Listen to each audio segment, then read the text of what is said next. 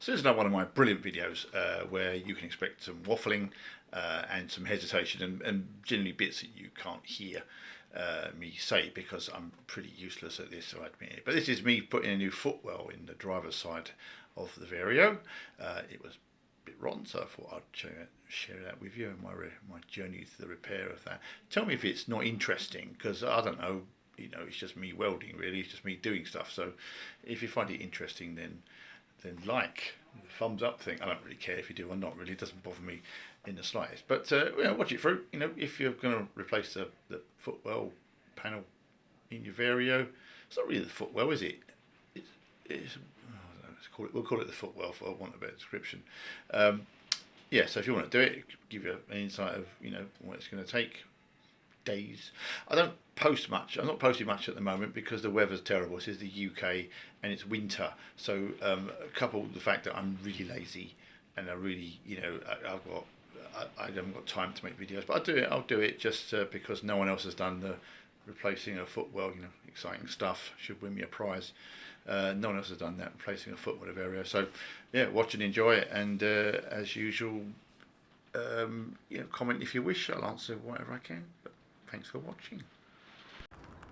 So what we're going to do today is we're going to make this footwell on the driver's side, on the right hand side, all good again. As you can see, like a lot of these I've seen before, it's gone rotten here. It's all right away. Part of the course really, this is a hole that was for the diesel heater where the air intake was, because it's fitted underneath the truck. So what we're going to do is we're going to cut this out. We're going to cut it probably across here, across the top there, or on the outside, cut the whole thing out, and hopefully weld in a new one. I might have to make some extra plates here on these corners because they're just a little bit wrong. So maybe I'll see how it comes. When I clean it all up, we'll see what it looks like. I will have to move the seat box out of the way, and also when we're done, we're going to clean it all up, and I'll give this floor a bit of a Hammerite. So it's not too bad. It looks worse than it is. It's not that bad. It's surface rust. So bit of work for us. Let's see how we go. So you can see I didn't actually cut everything out of it. The panels are double skinned, and there's a bit of structure over underneath the mud flap or side on the right hand side there. You can see I didn't cut that bit out either. I did cut all the rot out. There's no rust left in there, and so then plot the new panel in, sealed it all up, and welded it down inside it. It's well sealed, and I'm happy enough with it. Right then, old bit cut out. I didn't film that bit. I'll show some photographs in this, some stills that I took during the course of doing this. I'm not the world's best welder, but it's in there. These replacement panels are not perfect fit. You have to do a little bit of manipulation, but I've got it welded all the way around. I actually cut this section out. This part came with the new panel, but it's absolutely solid there. There's nothing wrong with that at all. Most of the rot was down the bottom here. So also repaired these little fillets. I mean, like I say, I'm not the world's best welder. They're just I think they just hold the trim in place. We'll tidy this up a little bit as we're done. But so that's in there. Next job is I'm going to put some seam sealant all the way around the outside of this, and of course before we put all this back, we're going to clean all this up and paint this floor with a good couple of coats of Hammerite or something, or similar products are available, as they say. So I'll see you back then when we're done. So sealant applied all around the outside of the weld there. I use a U-pole Tiger weld from Amazon. It's quite good stuff really. It's a little bit expensive, but it's quite good. Sealed on the inside here. You can brush over it and paint over it. Rather, you can brush it on and paint over it, and sealed up the inside as well, so it just stops draft water getting in, that sort of thing. And then painted over it with a couple of coats, actually 3 coats of Hammerite Ultra, which is a newer paint. It's more like glue in a tin really. It's horrible stuff to paint with, and it doesn't give a very good finish, but it's thick. And they give a 12-year guarantee, which I'm quite surprised at. I'm not quite sure what they're going to guarantee. Perhaps they'll guarantee me a new floor, but it's good enough. I'm quite happy with it. I'd actually put another coat on after I took this picture, so it's nice and fresh in there. Right, so while we're here, putting this floor back together, you remember I've put all the new panels in down there, the new footwells in there. I've screwed it all down, make sure everything's nice and clean. I don't think I showed it painted.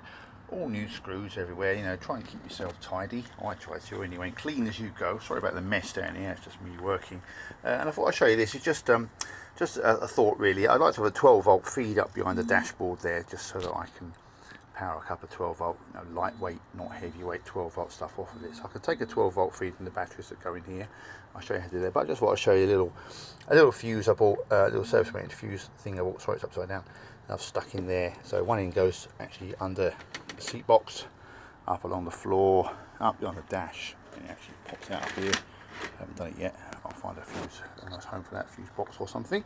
And the other end here will go to one of the batteries to give me a 12 volt feed. Don't put it on the 24 volt side. As you know, it's series batteries are installed in series, not in parallel, so it's 24 volt. But if I put this to one side of one positive on the battery, I'll show you that afterwards. It'll give me a 12 volt feed through here, just so I can use it, just so it's behind the dash, you know, reversing camera, that sort of stuff.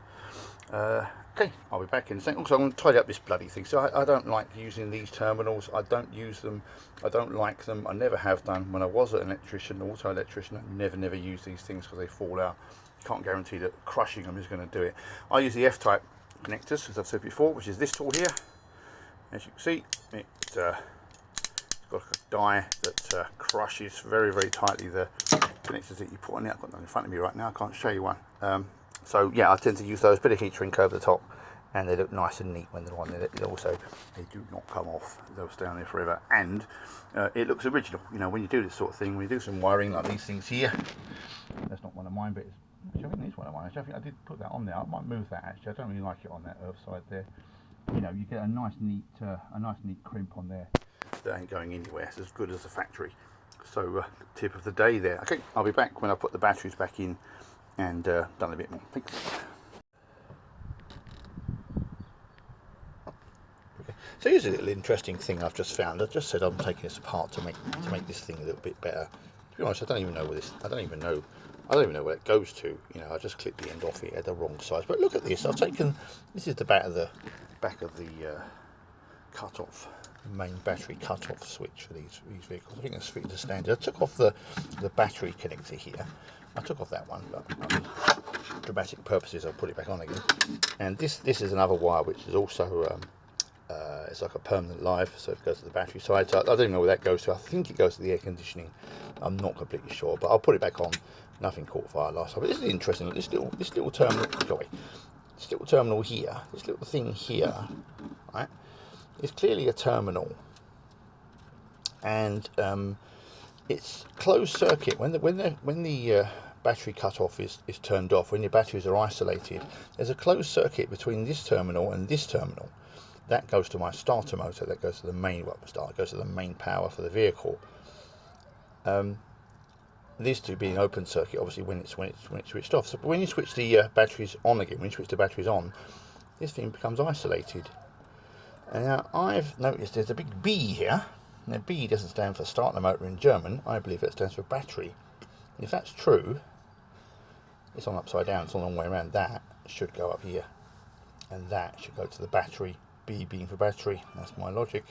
And then that would connect when the batteries are isolated. That would connect these two.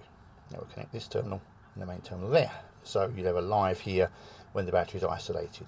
Which kind of makes sense really, things like alarms and stuff. And I kind of get that, but the thing is when you turn the batteries back on again, this becomes isolated.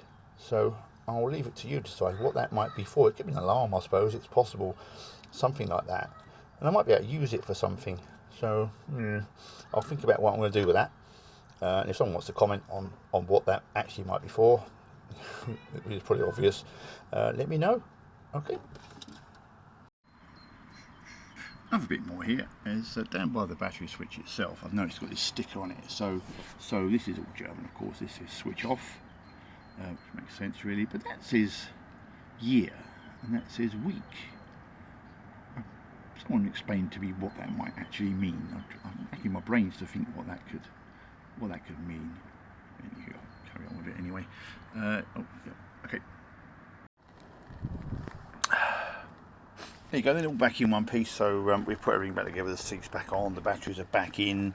You know, it's too dark to see my little fuses down there and then the other now. I've not put the batteries on yet because I'm still welding it, so I don't need to do anything powered just now. But, you know, just make sure everything's nice and tight. And please make sure you put the battery clamp back on these batteries. You do not, it looks safe enough in there.